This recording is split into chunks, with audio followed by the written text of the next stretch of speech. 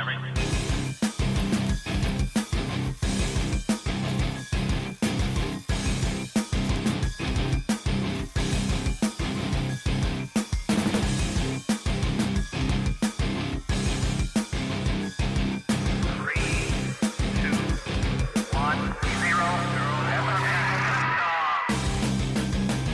and welcome to Weekly Weird News, brought to you by Colourful and the Post-Truth Apocalypse. I'm Clair. As always, I'm hanging out with Mike, Hello, Claire, Hey. and the ghost of Pete. Yeah, that sounds like Pete. Yeah, good enough for me. Pete's not here this week. We'll do our best to continue without him. I just want to say this is our sister show to Cut Into the Bull, where we bring you the weekly world of the weird as we've found on the World Wide Web this week. Follow us on Facebook at Cut Into the Bull and the Post-Truth Apocalypse. YouTube is Apocalypse Bull, and SoundCloud and Spotify and all your other podcasting platforms are Cutting to the Bull in the PTA. Boom. Mic drop. I'm out of here. See you guys later. No, I can't go without reading this. Escaped kangaroo captured after punching Canadian officer. So many questions. Yep. Canadian in a zoo? Well, a kangaroo that escaped its handlers during transport to a new home was captured on Monday east of Toronto after a weekend in the wild, but not before delivering a punch in the face to one of the police officers who brought her run to an end. The female kangaroo hopped over her handlers late on Thursday during a rest stop at the Oshawa Zoo and Fun Farm in Ontario. The park supervisor and head keeper, Cameron Perrody, told CBC. Videos emerged on social media on the Friday of the marsupial, who was born in captivity, running alongside roads in Oshawa, a town on Lake Ontario, sorry. I thought it was going to be one of them big beast ones with the muscles that look like they're flexing, and this one's as big as a... cat. It's bigger than a cat. As big as a dog. Got as big as a staffy. That big? Staffy at least. Yeah. Oh, I thought it was going to be a really Yeah. muscly fucker, did you? Well, it just goes to show that even the small female kangaroos you've got to watch out for. The female of the species is always more deadly than the male. Is she? Well, apparently, I know, according to the song. I like that song. It's a good song. Who was that? Spaced? Spacing. That's going back, ain't it? It is, yeah. It was some Britpop years, that. Going back to our teenage years. Oh, so long ago. Officers on patrol spotted the kangaroo at around 3 a.m. on Monday on a rural property in northern Oshawa, and Staff Sergeant Chris Below told the news agency. They contacted the kangaroo's handlers and grabbed it by the tail as instructed, and then the kangaroo punched one of the officers in the face during the capture. It's something here his platoon mates are remembering the rest of their careers. Wow. Feisty little fucker. I'm always up for a kangaroo punching. I'm always up for a kangaroo boxing match. Not me, personally. But watching one, definitely. Yeah, That's a it's bit cruel, it's isn't it? a story, innit? Go home. Remember Kangaroos look to box. Sorry, Claire. That's a story, innit? Remember that time we got punched in the face like a kangaroo? Yeah. By a kangaroo. Wasn't even a buff one. Yeah. No, kangaroos love to box, Mike. They're feisty. Feisty, they love it. I don't think they do love it. I'm not saying put on a pair of shorts and give them some boxing gloves and put them against Tyson Fury. I'm just saying... I think you should put them against each other. That's like cockfighting, isn't it? Oh shit. Don't say cock around her. For God's sake. Where? Oh, yeah, but if you can't enjoy a monkey knife fight on a Sunday afternoon. Come on. I can imagine them circling. Yeah. One's called Furious George. Oh, I'm ripping off The Simpsons. Doesn't matter. Yeah, so watch out for them kangaroos. They'll get you. Indeed. Senate staffer is caught filming amateur gay porn in hearing room as graphic video emerges. This is the US Senate. Yeah. What? So someone's gone in there for some nookie? They're filming a gay porn film. God, I hope one of them was dressed like Lincoln. So what, they've hired the place out? No, they just got in there. They worked there. And they just go in one of the offices and filming some risque gay porn. Ooh. Some risque impromptu gay... Well, not impromptu, planned gay porn. A frisky congressional staffer has been accused of filming an amateur gay porn video inside a Senate hearing room. Fucking hell. The employee had sex with an unknown man within the confines of the politically significant building, according to the Daily Caller. A video obtained by the outlet shows a staffer allegedly engaging in sex acts with what appears to be a conference room in the Hart Senate office building. The staffer is seen in a separate picture naked and on all fours on a table where senators often sit and ask questions during hearings. Wow.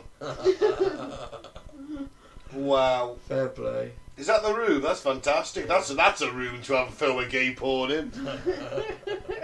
Footage of the explicit scene initially shows a staffer allegedly having sex with an unknown man. It then pans to show off the interior of the clearly identifiable Senate hearing room. There's your mistake. Yeah. It'd be like doing it in the war room under the White House, and like there's like Air Force staff and a big picture of the world above you, and you're just banging on the table. Separate photo shows the man on his hands and knees facing the camera while only wearing a jockstrap. Oh, no top hat. If you're filming gay porn in a government building in Washington, one of you needs to be dressed as Lincoln. One of you needs the beard, one of you needs the hat, or both. You know? What, Lincoln fucking Lincoln? No, well, just one of you with the beard and the hat. You need it. Lincoln was allegedly gay, wasn't he? Was he? Yeah, allegedly. I didn't know that. Spent a lot of time in bed with his bodyguard. They'd share a bed together as mates. You know, it's strictly platonic. Yeah. Yeah, there you go. Well, it's ballsy. It's Hats off to him. a ballsy move, isn't it? Yeah. And I, for one, applaud him. I'm going Yeah. to let's give him a half round of Colour the Board, the Post of the Apocalypse applause. Moving on, Tesco recalls Christmas stuffing mix because it may contain moths. Oh, lovely. Motherfucker. What the fuck? Terrible. I've got the crown, remember, still. That would have won it, I reckon. Yeah, it was pretty good. Holding on to that crown for Christmas. Sorry, Claire, go on. A batch of Tesco's finest apple and cranberry stuffing mix may be unfit from human consumption. The retailer's warned via the Food Standards Agency. Customers can return the 130-gram packet without a receipt for a full refund. Tesco has apologised for any inconvenience. They have said, "We are recalling a single batch of the apple and cranberry stuffing mix due to the possible presence of moths, which makes the product unfit for human consumption. It is understood that moths may have got into the stuffing mix through one of the raw ingredients." Which What? one? Moth. What's stuffing? What's it? Oh, Apple and crikey. cranberry. It's not for me. I don't do apple and cranberry stuffing. No. I used to be able to tolerate stuffing. I like stuffing on its own, but I don't like apple and cranberry. And I don't like apple, cranberry and moth stuffing. Nah, I've never been a big fan of eating moths. I'd be a bit dry and dusty in it. A bit. Yeah, the wings would be dry, wouldn't they? Yeah. I think that it'll be mushed up. Well, I know, but you get a bit of it in there. Oh, that bit's dry, isn't it? Or you get the body of the moth inside the. In the worst case scenario, you've got like, the body of a moth in the middle of your stuffing ball. Yeah. You don't want that. You know it's got moss in it when the balls start hovering around the lights. Open your wallet and some stuffing balls fall out. Yeah, well, don't eat your don't have that apple and cranberry shit. It's an import from the US anyway. We don't do that in Britain. Sage and onion or nothing. We banned a lot of products recently, didn't we? Coming to the country from the US. Because their food standards are absolutely shocking. Yeah. That's what it is, yeah. Nice to see we're still holding on to some things then. They're into the moths then, are they? Oh, some of their food, Claire. I mean, sorry, American listeners, some of your food to. I mean, all right, some of our food to you seems disgusting, but whole chicken in a can, I don't want to eat that. That's the stuff they do, innit? It's like, what's that pink slime they used to wash the chicken with? Oh shit, yeah. Oh, I know what you're on about. I've seen it. Fucking horrible. And cheese in a can. That sort of cheese. It's right, but so wrong at the same time. Have you tried it? Yeah, Oh yeah. it's disgusting. It's not right then, is it? No, but this is cheese in a can. Cheese, I love cheese. I love This is cheese. cheese-flavoured goop, admittedly, but it's like, man, I love cheese. If they can get the recipe right and make it more cheesy. Okay, what's next? Elon Musk's Neuralink rival is a brain device that can control your dreams. Alright, interesting. Even though that sorry. I'm not sure this is a good idea. Wouldn't you like to have full control of your dreams? What happens if your dreams are a way of your sort of memories and your thoughts of the day sorting itself out and sort of bringing your irrational fears and da-da-da through? Yeah, but you have people that can do lucid dreaming. Yeah, but it might not be every night, mightn't it? I don't know about every night, but they can control their dreams. Yeah, I mean, there's a way of training yourself to do it. I know what you're saying, though. It might be interfering with our subconscious's way of dealing with problems and stuff. Yeah. Because if you're never going to have bad dreams, maybe you do need them. Oh, come on, everyone's had a stress dream at some point. Oh, yeah. You know, you think about something the next day and it creeps its way into your dreams. Everyone's had that. Do I want my dreams controlled? In a way, yes. I'd love to have some fantastic. I've got some dreams in mind. I'd love to record them. Recording them would be Record them. interesting, yeah. I can wank back some later. Is that dream where your Carl Panzer? Oh, God. Not them ones. As Elon Musk plans to implant his controversial Neuralink brain chip into thousands of volunteers, wasn't this shorting out the brains of monkeys a few months ago? This is his rival company now, though. Yeah, but he's planning to put Neuralink into thousands of volunteers. Oh, no. A new company has emerged promising their non-invasive tech will allow you to control your dreams. So you're going to sleep in some kind of hat then? The Tesla tycoon is launching a 6-year clinical trial of his brain-computer interface after getting the all clear, was in frying monkeys' brains into mush. This reminds me of the Futurama where they put the new iPhone in your eye. Yeah. Then everyone's a zombie. Well, everyone's just like looking at it all the time, and yes, they won't talk to each other. They just send each other messages through it, don't they? Or That's right.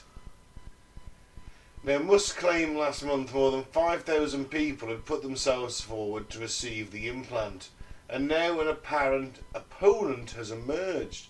Artificial intelligence company Prophetic promises to give people the ability to stabilise sleep and induce lucid dreaming, a state that sees dreamers become aware they're asleep.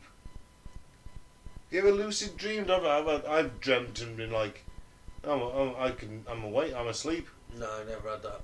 I've never lucid dreamed.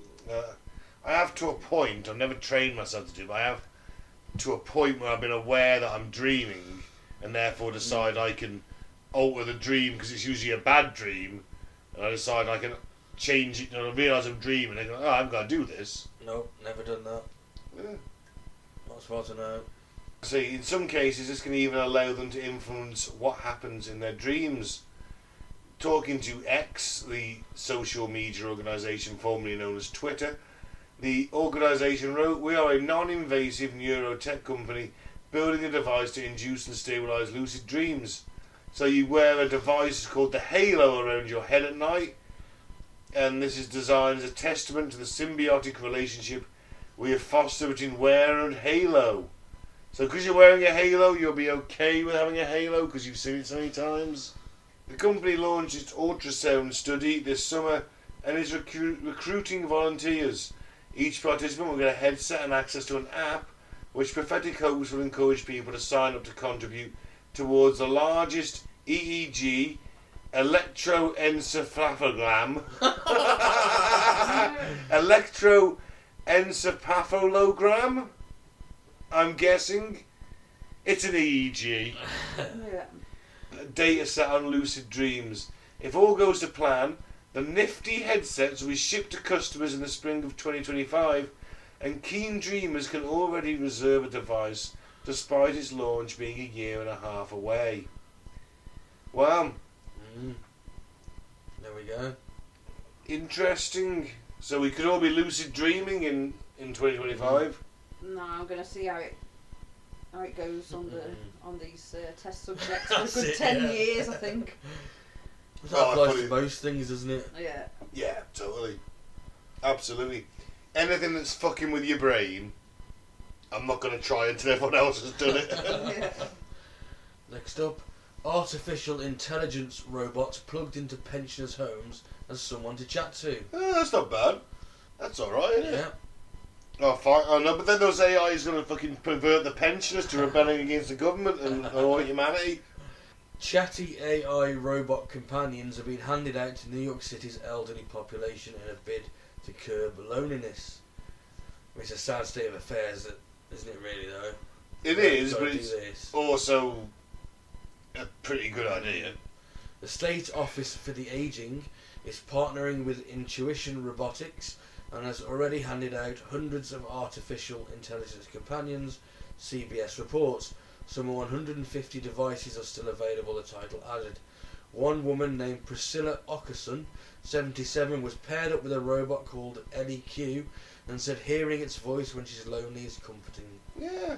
Well, why don't they just give them like sort of tablets and link up all these old people to just chat shit?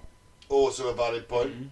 She keeps me company. I get depressed really easy. She's always there. I don't care what time of day. If I just need somebody to talk to, Priscilla said. I think I said it's the biggest thing to hear another voice when you're lonely. I suppose if it's 3 a.m, you know. Do you consider LEQ your friend? Reporter Brian Supardi of Eyewitness News asked Priscilla. Yeah, she's my friend. I call her by her name, Ockerson said. Do you ever think you would have a robot as a friend? Supardi said. No, she said. The bot jokes, takes Priscilla on virtual road trips, plays trivia with her, and she was given LEQ in May free of charge. Well, that's not bad at all, to be fair. I mean, it's a good idea. It's tragic, but it's also a good idea. Is that what it like next to? Is that it? Yeah, it's like a chat app, isn't it? Yeah. What looks of it. It speaks, yeah. Hasn't even got a face for the listeners. It's like a It's just a tablet, isn't it? tablet with a speaker to the one side. I'd have drawn little Wilson's face on that. I would have. Why don't you just make a Wilson with it? Yeah. Or just link up these old people. There'd always be someone else pissing at 3 o'clock. Well, that's true enough. Old people are up at weird hours. Exactly. But it's still a solution, isn't it, to an issue that shouldn't exist. That's the issue. Yeah. It's a problem. It's a solution to a problem that shouldn't exist. You know, we used to have community, didn't we? People would go round someone's house for a cuppa or the neighbour's house. Oh, let's go and see Mrs. Grundy. She hasn't been seen for a bit. Let's go and... Well, they used to go to the pub quite a bit as well, didn't they? Well, the pub as well. You can't underestimate the effect that losing the local pub has had on British society. Yeah. As daft a tangent as this is, every street had a pub, Yeah. and everyone in the street would go to the pub or go to the street over's pub, and you don't know each other, and you'll meet each other, and you had community. Alright, you may have got pissed and had the odd fight, but you'd see singing karaoke the next week with them. Yeah. Yeah, it's a hub of the community, isn't it? And the tourists have destroyed it again, like they destroyed everything. Oh, price of beer, isn't it? It's terrible. Well, exactly. They've forced it Smoking up. ban as well. Yeah. Never forget the smoking ban. That's why I don't really go to the pub that much anymore, because I go to have a fag all the time. Sorry, for a cigarette all the time. Not a fag. But you know what I'm saying? It's antisocial, isn't it? And they've made it deliberately antisocial. Then you go out after one too many, that fresh air hits you, that nicotine buzz hits you, all of a sudden you're fucking legless. Right, and finally, Claire. Right. Huge Santa shortage for Britain as professional Saint Nick drops by 33%. Gonna throw it out there, 33% of Santas are pedos. Gonna throw it out there. Are they? That's what I'm guessing. 33% of Santas were pedos. They failed their DBS. They're gone. So, It's actually COVID-19. A lot of them decided to hang up their boots. so That's what they tell you. millions of Santas left a ho-ho hole in the festive Oh. economy when they decided to hang their boots during COVID-19, according to the insurance firm Suki Business. And those still going are now struggling to cope with the snowballing demand. Ben, why don't you get on it? Just one of them fake beards and you know, a bit of extra money on the weekend. Because I hate children. That's got a lot to do with it.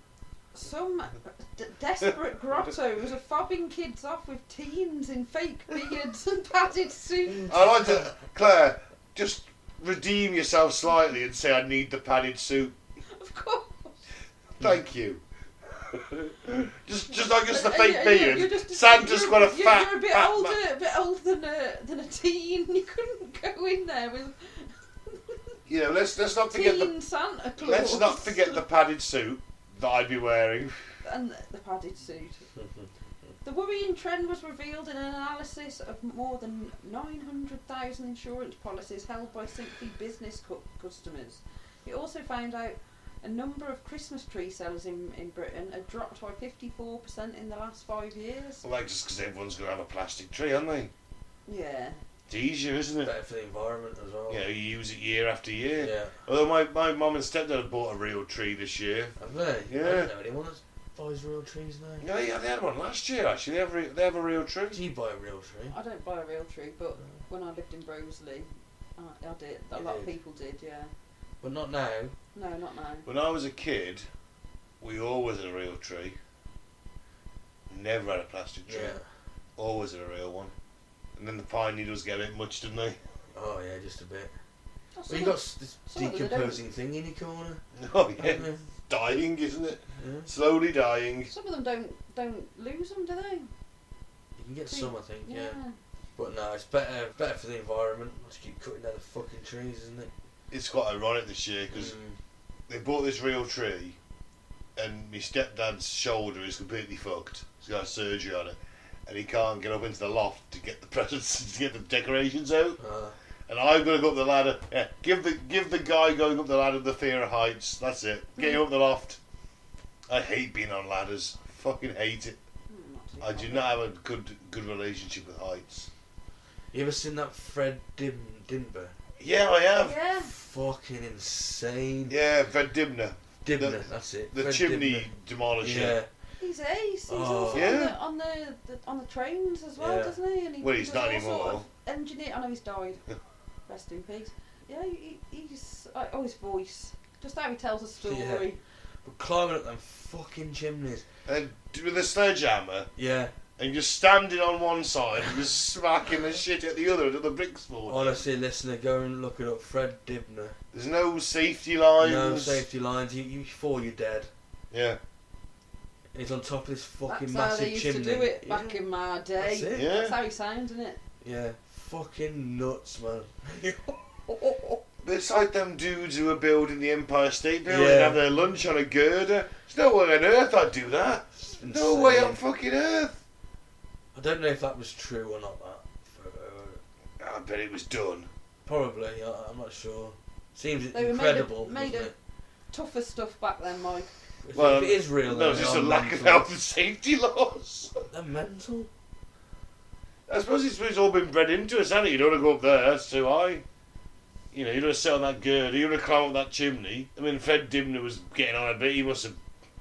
Maybe he was a fucking pilot or something at one point and... It's a brave bastard. Oh. One slip, that's all it takes. Yeah. It's just, One mistake thing and is, you're them dead. bricks are like... They're not thick chimneys, are they? Like, just enough for your feet to stand on. And that's it, and you're swinging a sledgehammer. So easy. And you're like 100 foot up in the air.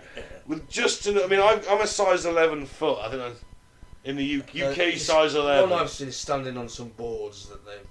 Oh, I just see him standing on, like, brickwork that's, like, no more than 2 or 3 bricks laid horizontally wide. Just enough for his feet to stand on. Just swinging a sledgehammer. Just smashing off one side. Then he goes down the lower bit, smashes the other side, just work his way down. Yeah. It's crazy.